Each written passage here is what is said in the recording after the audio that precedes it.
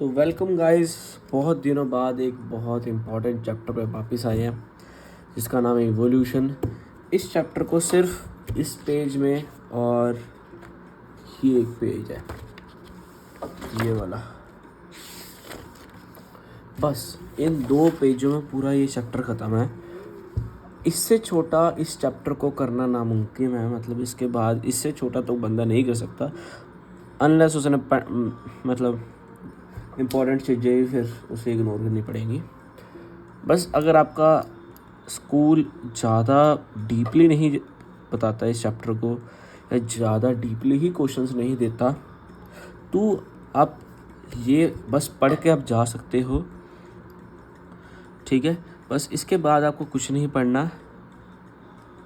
अगर इसके बाद आपको नोट्स में कुछ नहीं पढ़ना, उसके बाद आपके लिए बहुत बड़ा सरप्राइज़ है। आपके लिए क्वेश्चंस लाया हूँ, बोर्ड के क्वेश्चंस हैं लास्ट 5-6 सालों के, साथ में एनसीईआरटी के क्वेश्चंस हैं और साथ में जैसे क्वेश्चंस आ सकते हैं तुम्हारे स्कूल एग्ज़ाम्स में वैसे क्वेश्चंस हैं, ठीक है गाइस। अभी देखते हैं, शुरुआत करते चैप्टर की। इसको 15 मिनट से ज़्यादा हम नहीं देंगे, 15 मिनट में ये चैप्टर ख़त्म कर देंगे, ठीक है। इवोल्यूशन क्या है? जब ये दुनिया कैसे बनी वो इवोल्यूशन है, हम कैसे बने वो इवोल्यूशन है, वो सब इवोल्यूशन है, ठीक है। तो अब स्टार्ट करते हैं। सबसे पहले हम पढ़ते हैं इसमें ओरिजिन ऑफ लाइफ, जो कि पुरानी हमारी धरती थी, अर्ली लाइफ, उसमें एटमॉस्फेयर ऐसा नहीं था जैसे अब है। पहले के टाइम में मीथेन गैस थी, अमोनिया गैस थी, हाइड्रोजन गैस थी और वाटर वेपर थे। कोई फ्री ऑक्सीजन नहीं थी, टेम्परेचर बहुत ज़्यादा बढ़ा हुआ था, यूवी रेस आ जाती थी, क्योंकि अब तो ओजोन लेयर है जो कि डिप्लेक्ट हो रही है, बट है तो सही, बट पुराने टाइम में तो नहीं थी। तो फिर यूवी रेडिएशंस होती थी और लाइटनिंग होती थी, बिजली गिरती थी, मतलब लाइटनिंग का मतलब। अब उसके बाद आती है, ये तो हमारा एटमॉस्फेयर पता लग गया। उसके बाद हमारे पास ओपरा हेडेन थ्योरी आती है। ये में क्या बताती है? ये में बताती है कि इन सब एटमॉस्फेयर के करके ही हमारी लाइफ आगे बनी है। कैसे?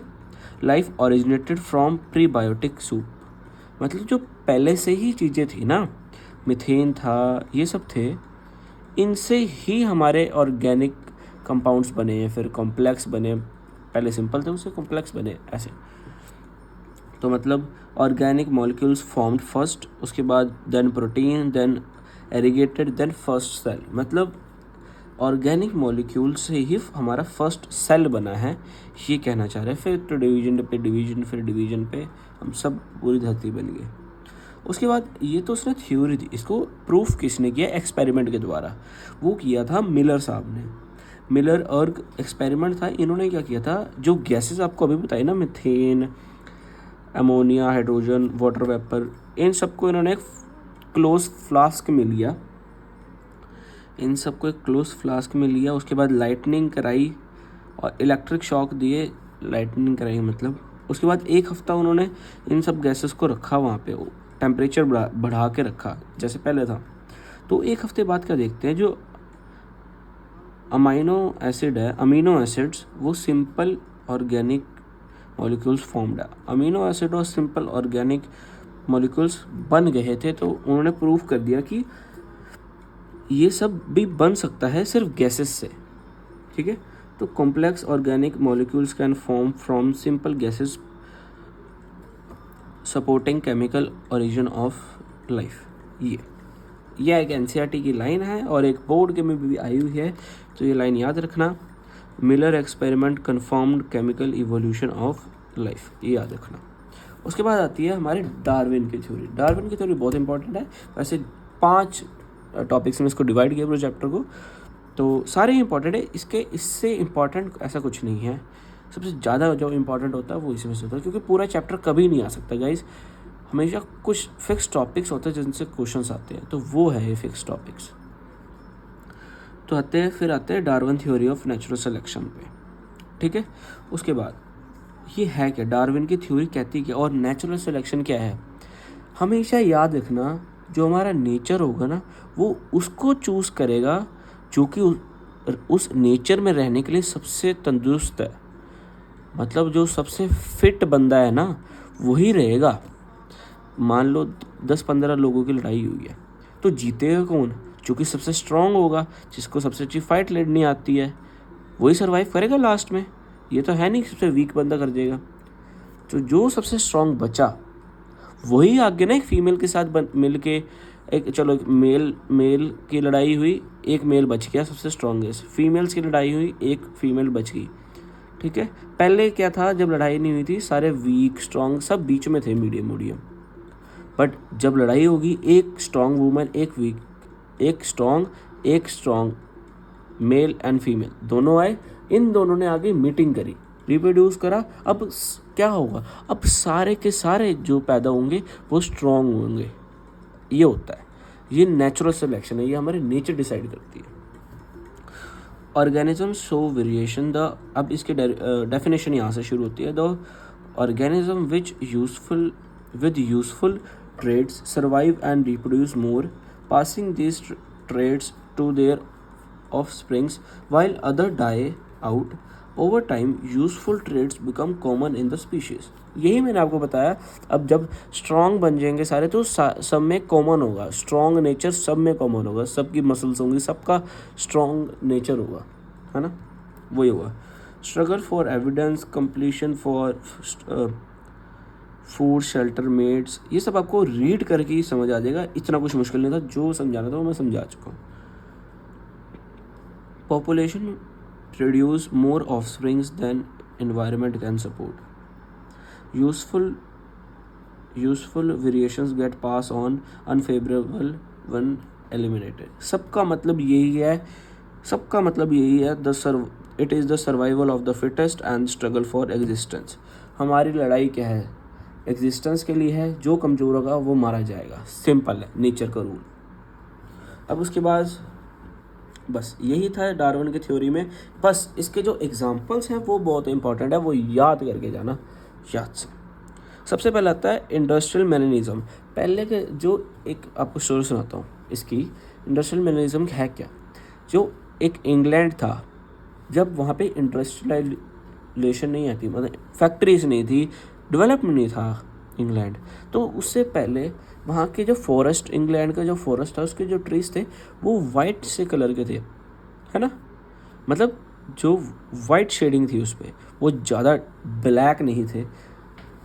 तो उस पर जो वाइट कलर की मोथ थी, मोथ क्या होती है, एक तरह का इंसेक्ट होता है, बटरफ्लाई जैसा मान सकते हो, बट बटरफ्लाई नहीं होती, मोथ कहते हैं उसे।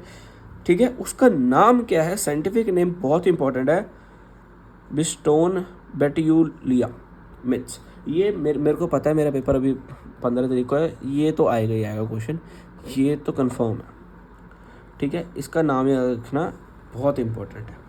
उसके बाद जब इंडस्ट्रियलाइजेशन मतलब ये जो मौत थी ये वाइट कलर की थी और ब्लैक कलर की थी। जो वाइट कलर की थी वो पेड़ के ऊपर बैठती थी तो वो बच जाती थी, क्योंकि वो दिखता ही नहीं था। ग्रीन के ऊपर ग्रीन आ जाएंगे या वाइट के ऊपर वाइट आ जाएंगे तो दिखेगा थोड़ा ना, वही तो वाइट वाली मौत बच जाती थी और जो ब्लैक वाली थी वो दिख जाती थी तो वो मर जाती थी। किसके द्वारा मर जाती थी, जो उनको खाने वाले होते थे इंसेक्ट, उनसे बच जाती थी या हंटिंग से बच जाती थी।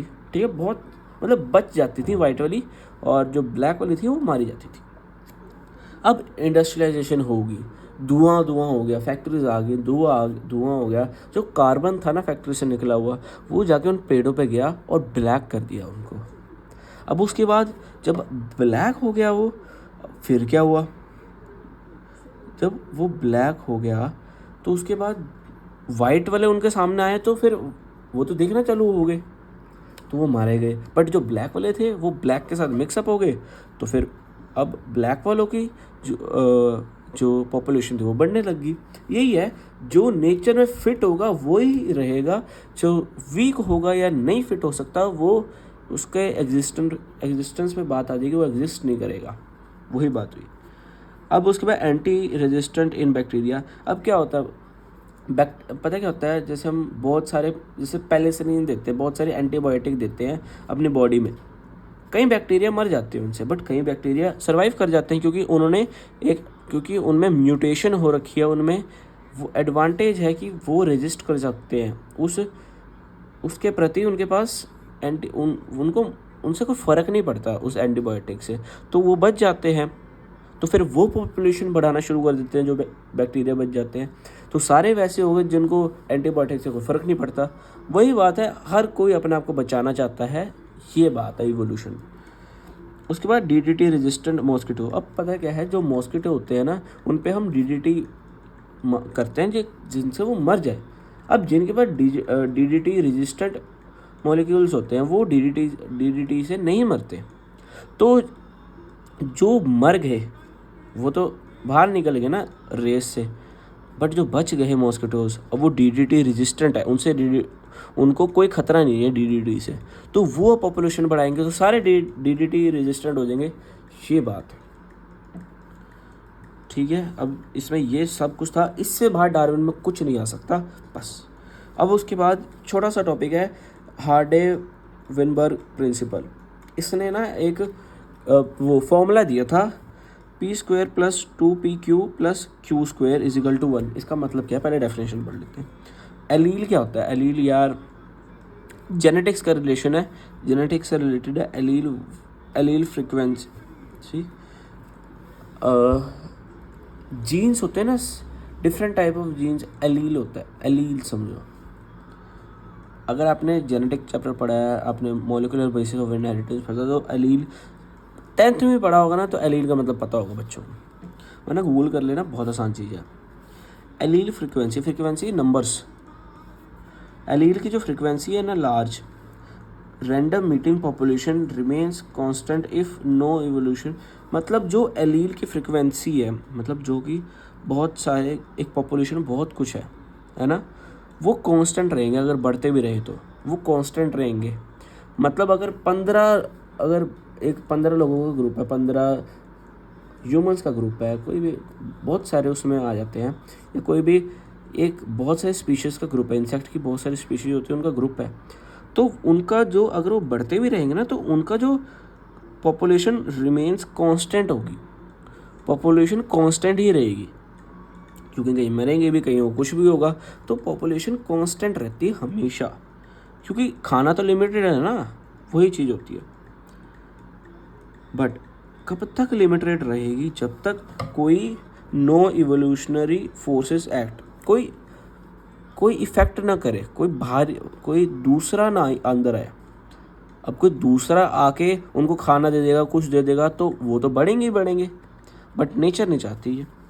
तो वो क्या है, अगर कोई म्यूटेशन आ जाए, जीन फ्लो हो जाए, जेनेटिक ड्रिफ्ट हो जाए, नेचुरल सिलेक्शन आ जाए, इन सब पे डिपेंड करता है हार्डे-वॉनबर्ग प्रिंसिपल्स। ये फैक्टर्स हैं इनके, इनसे चेंज हो जाएगा वो। ये उसका फॉर्मूला था। p² क्या है? डोमिनेंट एलील है। q क्या है? रिसेसिव है। p और q दोनों का मिक्सचर है। इसका क्वेश्चन देख लेते हैं, बोर्ड में आया हुआ है, 2021 का शायद कोई क्वेश्चन है ये। In a population 9% of individual show that allele frequency remains constant. मतलब इसको हमने प्रूफ करना, p² + 2pq + q² = 1 को हमने प्रूफ करना है। हमें ये दिया हुआ है q² इतना है, ये फॉर्मूला भी दिया हुआ है, p भी दिया हुआ है, p² भी, सब कुछ गिवन है, हमने पुट करना है और आंसर 100 का 100% आया है। ये आप देख लेना, सेम है। अब उसके बाद 5 मिनट की बात हो रहा है। उसके बाद टाइप्स ऑफ इवोल्यूशन।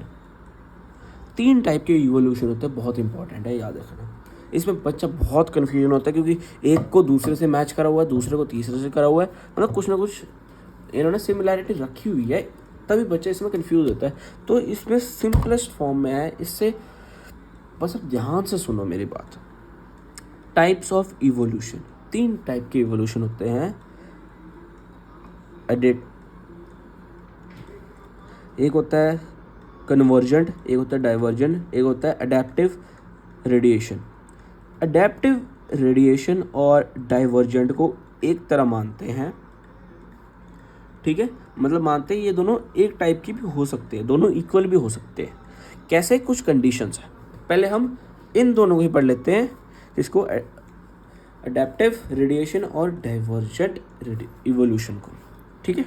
ये बहुत टाइप की इवोल्यूशंस हैं। अब अडेप्टिव रेडिएशन होता क्या?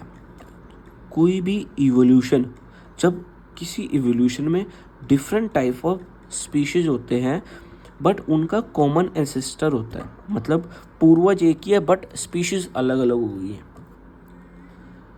मतलब एक ही, मतलब मान लो एक फिश से, एक फिश है उससे बहुत सारी चीज़ें बनी, एक इंसेक्ट है, एक बर्ड है, कोई भी एक चीज़ है, उनसे बहुत सारी स्पीशीज़ बनी बट एंसेस्टर तो एक ही था ना यार। इस पेन से ये पेन बन गया, ये पेन बन गया, ये पेन बन गया, बहुत सारी स्पीशीज़ होगी ना, बहुत टाइप की स्पीशीज़ होगी बट एंसेस्टर इनका एक ही है, ऐसा हो गया। तो इन्हें कहते हैं एडेप्टिव रेडिएशन, बट एक गिवन एरिया में होना चाहिए। इनका एग्जांपल डार्विन फिंचेस, डार्विन की फिंचेस थी, उन एक फिंच थी, वो एक आइलैंड पे गई, फिर उसने बहुत सा वो वहाँ पे कुछ हो गया तो उन्होंने अलग अलग डायरेक्शंस में जाना शुरू किया। अब वही फिंचेस कोई इंसेक्ट खा रही है, कोई सीड खा रही है, कोई कुछ खा रहा है, कोई कुछ खा रहा है, ये सेम है, ठीक है। अब उसके बाद इसके दो है, डार्विन फिंचेस और दूसरा है ऑस्ट्रेलियन मार्सोपियल। मार्सोपियल का मतलब जिनके ना इसका एग्जांपल एक देता हूँ, जैसे कंगारू सुना होगा आपने, कंगारू क्या, मार्सोपियल कौन होता है? कंगारू के एग्जांपल है जो कि अपना बच्चा अपने थैले में रखते हैं। आपने देखा होगा कंगारू का अपने एक पॉकेट पाउच सा होता है, उसमें वो होता है उसका बच्चा, वो चीज़ है, उसे कहते हैं मार्सोपियल। ऐसे बहुत सारे मार्सोपियल्स है, ठीक है। कंगारू हो गया, कोकीला हो गया, वुल्फ लाइक मार्सुपियल्स, ऐसे बहुत सारे, ठीक है। अब ये important, adaptive radiation is divergent evolution in same geographical area. इसको समझने के लिए सबसे पहले हम समझ लेते हैं कि डाइवर्जेंट ये होता है। अच्छा, डाइवर्जेंट मतलब बहुत सारे, आपने ना फिजिक्स में पढ़ा होगा डाइवर्जेंट रे और कन्वर्जेंट रे।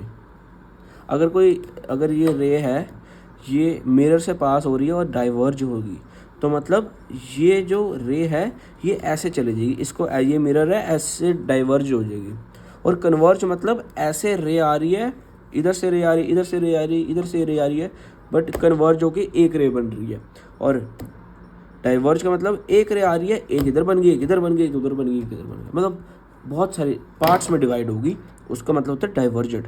मतलब एक हमारे पास एंसेस्टर एक ही है बट डाइवर्ज होगी, डिफरेंट एडेप्टेशन होगी बट हमारे पास एंसेस्टर एक ही है, ये इसका मतलब है, ठीक है। बहुत आसान तरीके से समझा रहा हूँ, बस लगे रहना। अब कॉमन एंसेस्टर होता है, डिफरेंट एडेप्टेशन होती है in different environments. Adaptation different कब होगी? जब एनवायरनमेंट डिफरेंट होगा। यार जब सारे पानी में रह रहे हैं तो सभी तैरना सीख जाएंगे ना, ये तो है नहीं कि नहीं सीखेंगे, अडेप्ट तो करना पड़ेगा, नहीं सीखेंगे तो मर जाएंगे, ये नेचुरल सिलेक्शन हो जाएगी। बट जीतेगा वही जो पानी में रहना सीख जाएगा, अगर पानी में रहता तो।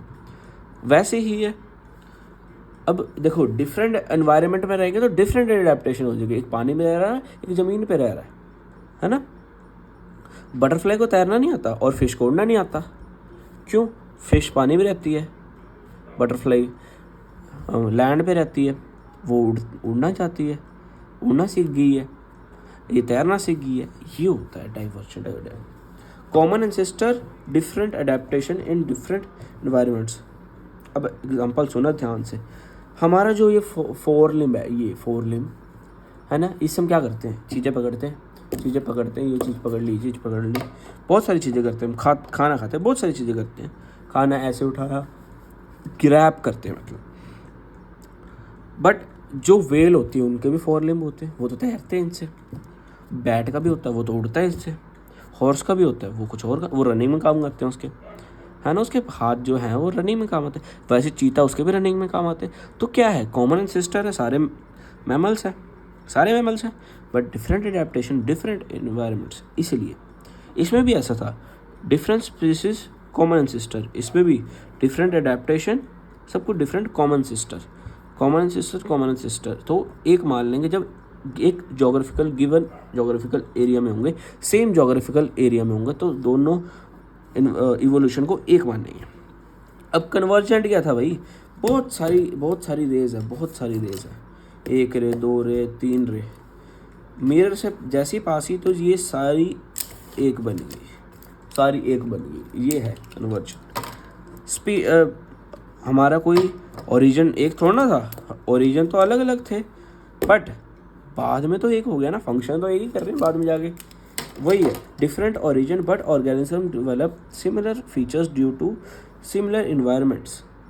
एक फिश है, एक व्हेल है, एक डॉल्फिन है, तीनों को तैरना आता है। क्या तीनों एक ही ग्रुप के हैं, एक ही वो उसके हैं? नहीं ना, ओरिजिन नहीं है उनका सेम। वैसे ही शार्क एक फिश है, डॉल्फिन एक मैमल है, बट उन दोनों को तैरना आता है, उनकी स्ट्रीमलाइन बॉडी है। वही एग्जांपल है, different origin same feature because of the similar environment. Environment बहुत कुछ बदल देता है गाइस। हमारे जो साथ में लोग रहते हैं वो बहुत हमारे पे बहुत इफेक्ट डालते हैं, हम उनके जैसे हो जाते हैं। ये बातें नेचर ने हमें बताई हैं, ठीक है। जैसे एक बैट हो गया, इंसेक्ट हो गया, दोनों अलग अलग हैं, बट विंग्स एक ही काम करते हैं उड़ने का। आइज़ ऑफ ऑक्टोपस और हमारी आंखें एक बात है। बस ये 3 एग्जांपल थे, ये याद कर लेना। उसके बाद सबसे important cheese evidences of evolution. सबसे इम्पॉर्टेंट ये, अगर ये नहीं किया तो कुछ भी नहीं किया। बस 5-10 मिनट और लगेंगे। अब हम पढ़ेंगे एविडेंसेस क्या मिले हैं हमें इवोल्यूशन के बारे में, कैसे पता लगा, ठीक है। तो 2 बहुत ही इंपॉर्टेंट है, 2 ऐसे वैसे ही हैं, बट है वो भी इंपॉर्टेंट, बस 2 ज़्यादा इंपॉर्टेंट है बस। अब उसके बाद सबसे पहले पढ़ते हैं हम 4 तरीके के। 4 तरीके कौन से? एक है फोसल, जो फोसल मिले हमें, एक है होमोलोगस और एनालोगस ऑर्गन्स, और एक है वेस्टिगल्स ऑर्गन्स।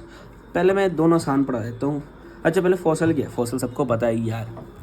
इट प्रोवाइड्स, ये क्या करता है, हमें डायरेक्ट एविडेंस देता है of past life and traditional forms, ठीक है। हम C14 और C12 का वो देखते हैं रेशो, उससे हमें पता लग जाता है कितना पुराना है, ठीक है। तो इसका मोस्ट इम्पॉर्टेंट ये बोर्ड में भी आया हुआ है, तो याद कर लेना। Archaeopteryx is a fossil which is connecting link between reptiles and birds.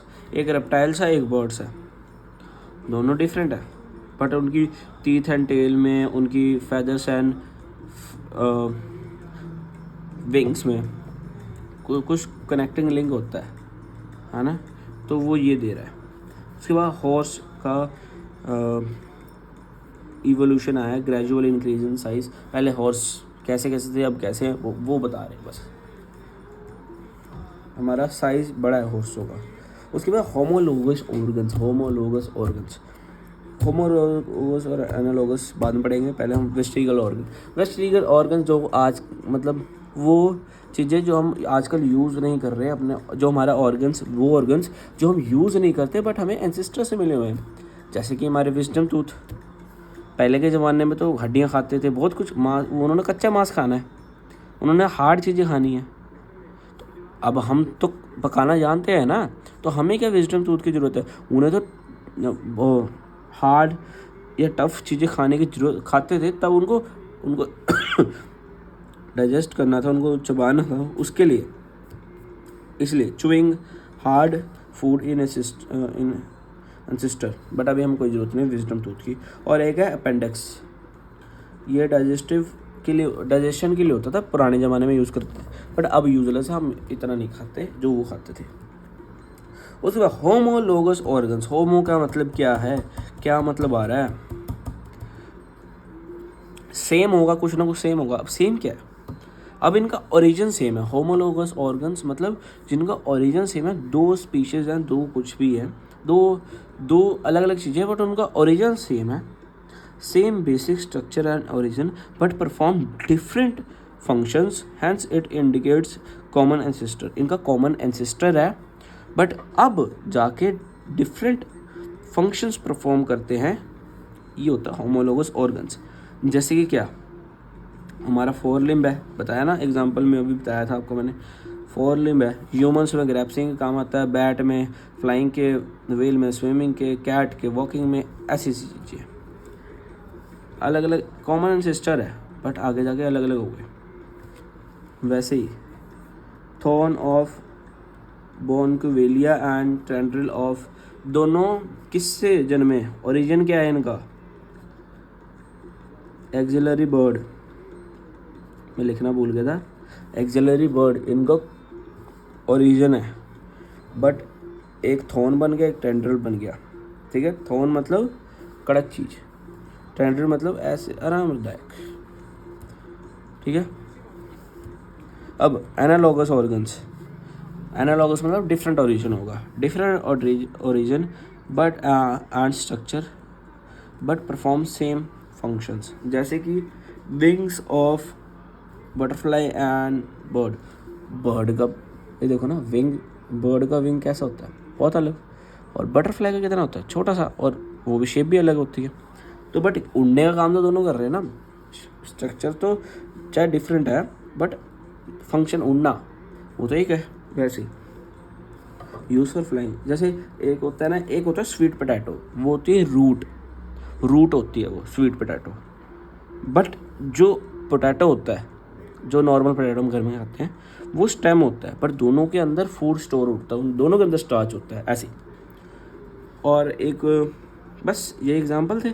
और एक चौथा भी है, हमारी आंखें और ऑक्टोपस की आंखें दोनों क्या करती है, देखने का काम करती है बस, और दूर से कोई लेना दूना तो है नहीं हमारा ऑक्टोपस से, वो अलग जन्म में, हम अलग जन्म में है, ऐसे ही same.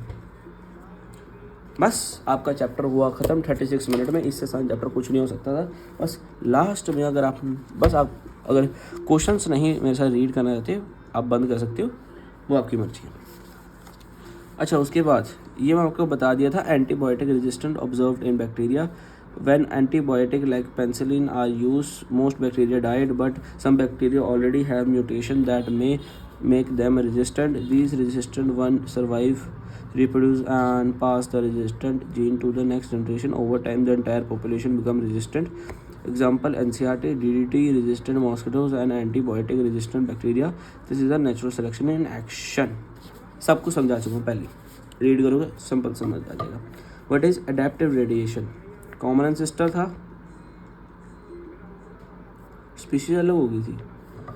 Evolution of different species from single ancestor in one geographical area. Example: Darwin finches of Galapagos island, बताया था ना एक आइलैंड पे गई थी, वो उसका नाम है आइलैंड का। Different break shapes adapt from different foods, कोई इंसेक्ट खा रहा है, कोई कुछ खा रहा है, कोई सीड खा रहा है, ऐसे। दूसरा, Australian marsupial evolve in kangaroos koala from one ancestor. Adaptive radiation show how environment pushes organism to diversify, ठीक है। How Hardy Weinberg principle express mathematically, what causes deviation, ये तो बढ़ा चुका हूँ, p² प्लस, ये तो आपको पता है। In stable population allele frequency remains constant. Cause of deviation mutation, gene flow, genetic drift, natural selection, genetic recombination. ये इन दोनों की डेफिनेशन अभी करा दूंगा। Right main differences between Homo habilis and Homo erectus. देखो, आपने ह्यूमन इवोल्यूशन इम्पॉर्टेंट है, आ सकता है क्वेश्चन, तो आप याद कर लेना। उसमें मैं बताना क्या है आपको, इससे पता लग जाएगा, ठीक है। सबसे पहले हमारा आया था रामापिथिकस। हम कैसे बने भाई, वो पूछ रहे हैं। सबसे पहला जो आदमी था, वो आदमी भी नहीं कह सकते, ह्यूमन लाइक था वो, उसे बोलते हैं रामापैथिकस। राम से याद करोगे, रामापैथिकस। दो तरीके के एंसेस्टर थे, एक होता है ड्रायोपिथेकस, ये इन्होंने एप बनाए, एप लाइक स्ट्रक्चर था, इन्होंने अलग सब कुछ बनाया, बट हम रामापैथिकस से याद रखेंगे कि हमें बनाया गया। रामापैथिकस आया, फिर ऑस्ट्रेलियोपैथिकस आया, फिर होमो हैबिलियस, फिर होमो इरेक्टस, फिर नीदरथैल, फिर कोमैग्रेन, फिर हमारा मॉडर्न मैन। इसकी याद करना ही पड़ेगा। इसका जैसे RHRAHHNC ऐसा कुछ याद कर लो, इससे याद कर लो RAH²NC, ऐसा ही कुछ याद कर लो, वो आपके ऊपर है। होमो हैबिलियस, होमो इरेक्टस, नीदरथैल मैन, कोमैग्रेन, ऐसे आपको याद करना ही पड़ेगा। अच्छा, अच्छा, रामापैथिकस में ह्यूमन लाइक जो टीथ थे। ऑस्ट्रेलियोपैथिकस में एप लाइक फेस हो गया था। वॉक्ड अपराइट 500 सीसी का ब्रेन था। होमो हेबियस टूल मेकर थे, 600 से 800 सीसी ब्रेन हो गया था। होमो इरेक्टस अपराइट सीधे खड़े हो गए थे। फायर यूज़र, फायर इन्होंने डिस्क्राइब की थी, 900 सीसी का ब्रेन हो गया था। नीदरलैंड 1400 सीसी ब्रेन हो गया था।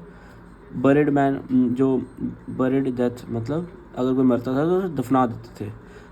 स्टॉकी बिल्ड मतलब बिल्ड करके रहते थे, केव में बिल्ड करते। को-मैग्रेगन मैन हमारे से भी ज़्यादा जिसकी थी, हमारा 1400 कुछ का सीसी का ब्रेन है और को-मैग्रेगन का तो उससे भी ज़्यादा था।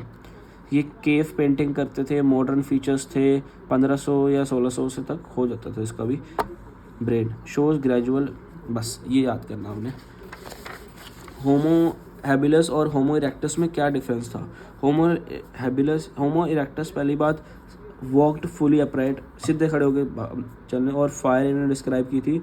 मोर एडवांस टूल थे। इन्होंने क्या किया था, हैबिलस ने टूल मेकर थे, सबसे पहले इन्होंने टूल बनाए। Use stone tools, shorter body, handy man, 600 to 800, brain उसका 900 था। ये पढ़ा दिया। उसके बाद अब आपके पास एनसीईआरटी क्वेश्चन थे, हमारे पास बोर्ड के क्वेश्चन आ गए। Explain Darwin theory of natural selection, बहुत आसान तरीके से बताई हुई है। जो फिटेस्ट है वही रहेगा, बाकी एग्जिस्टेंस ख़त्म हो जाएगी, जो नहीं वीक होगा। Variations occurs naturally in population, those with useful variation survive and reproduce, survival for the fittest, over generation favorable traits become commons। इसके एग्जांपल्स हैं मौत का, इंडस्ट्रियल मेलिनिज्म में before industrialisation white moth survived on leech and tree. इसका नाम याद कर लो, leech and tree था। After black moth survived on soot carbon बोला, सूथ भी हो सकता है, सूथ कवर्ड ट्रीज। अच्छा, different between homologous and analogous organs with examples. Homologous मतलब सेम ओरिजिन, इसका different origin. Same origin different features या सॉरी फंक्शंस, इसका different origin same function. Homologous organs same origin different function, different origin same function. इसका example forelimb, grasping, उसके swimming, उसके उड़ने का काम आता है। इसका different origin bat of insect और wings of bat and insect, दोनों अलग अलग है। आर्थ्रोपोड है और मैमल है। Show divergent and convergent evolution. ऐसे जेनेटिक ड्रिफ्ट क्या होते हैं, गिव एन एग्जांपल। 2020 का क्वेश्चन है ये। रैंडम चेंज इन एलील, जब जो जीन है वो ट्रांसफर सेम तरीके से ट्रांसफ़र हो रहा है, थोड़ी सी वेरिएशन से, बट एकदम रैंडम चेंज आ दे उसकी फ्रिक्वेंसी में इन स्मॉल पॉपुलेशन। मतलब एक 10 लोगों की पॉपुलेशन है, एक गांव में रहते हैं 10 लोग, उनका एकदम कोई बाढ़ आ गई, सारे मर गए, एकदम जेनेटिक ड्रिफ्ट आ गया ना, सारे एलील फ्रिक्वेंसी जो है वो रैंडमली चेंज होगी। वही चीज़ है founder effect, few individual immigrate to new individual there, बस यही है। बोटल नेक इफेक्ट, इसका certain community kills most, only few allele survive. बस ये याद रखना है, random change in allele frequency in small में होगा। अगर 1000 लोग हैं तो उनमें से 5-6 तो बच ही जाएंगे। वही what are connecting links, give two example. Organism showing features of 2 groups, example ये बताया हुआ है। आर्के बैक्टीरिया, रेप्टिकल्स में टीथ है, इसके रेप्टिकल्स के टीथ हैं और टेल है, और बर्ड्स के फेदर और विंग्स हैं। ठीक है, उसके बस ये याद कर लो, बहुत है। हार्ड विंग, इसमें शॉर्ट नोट कर लो। States allele frequency in large random meeting population remains constant across generations. Random meeting population remains constant across generation. ये इसका डिस्टर्बेंसेस से हो जाते हैं, बता चुका हूँ। इंडस्ट्रियल मेलिनिज्म बहुत अच्छे से बताया। चेंज इन मौत, इसका बिस्टोन बड़ा इंपॉर्टेंट चीज़ है। Population during industrial revolution in England, white moth survived before एफिगेटेड on इलथ, ये सब बता चुका हूँ। आफ्टर के बाद डस्ट आ गई तो ब्लैक वाले दिखना बंद हो गए थे, तो वाइट वाले मर गए। ठीक है। वेस्टिगल ऑर्गन्स, पेंडस, विजडम तो दोनों बता चुका हूँ। अब जो हमारे स्कूल में आ सकते हैं, इवोल्यूशन की डेफिनेशन दो। Gradual change in living organism across generation leading to new formation. What is natural selection? Give two example. Process where organism with favourable traits survive and reproduce. Example industrial mechanism, antibiotic resistant in bacteria. Give example of homologous, analogous and connecting. Already covered with examples. Homologous में sweet potato और potato दोनों same, stem different origin, ये होता था stem, ये होता था root. Eyes of octopus and mammal. डंक फील्ड, ये अभी याद करा था ना, आर के कुछ था, ये ऑलरेडी बता चुका हूँ। मतलब ये देखो ना, हार्ड डे बैंक का बहुत इंपॉर्टेंट है, आ सकता है, ये याद कर लो। Mutation, immigration, selection, drift, recombination, ये सब याद कर लेना। Right characters of human insects. अच्छा, ऑस्ट्रोपैथिकस का एप लाइक फेस था, बाइपेडल था, 2 पैरों पे चलता था, और 500 सीसी का ब्रेन था। होमो habilis tool maker, stone tools बनाता था, 800 सीसी का था। इरेक्टस में 900 सीसी का था, सही खड़ा हो जाता, फायर यूज़ कर लेता। नीदरस्मेलमैन 1400 था। ब्यूरल प्रैक्टिसेस, ठीक है। उसके बाद कोमैगन केव, ये बहुत आसान चीज़ें, एक दो बार पढ़ोगे सब याद हो जाएगा। मतलब सोचोगे 35 से सब कुछ मैं आपको इससे बाहर कुछ नहीं आएगा, इससे बाहर नहीं आएगा। पेपर आसान बना या मीडियम बना तो इससे बाहर क्वेश्चन नहीं आएगा, और बहुत मुश्किल बना तो फिर बंदा कुछ भी डाल दे यार, उसमें हम तो कुछ नहीं कर सकते। अब तुम्हें जाके कहे कि सारे 10 के 10 नाम बताओ जो कि चेंज हुए थे, वो तो फिर तुम कुछ नहीं कर सकते, वो तो तुम्हें याद करने पड़ेंगे। बाकी अगर पेपर मीडियम आसान आता है, इससे बाहर क्वेश्चन नहीं आ सकते, ये मेरी गारंटी है। Bye bye, thank you, good night.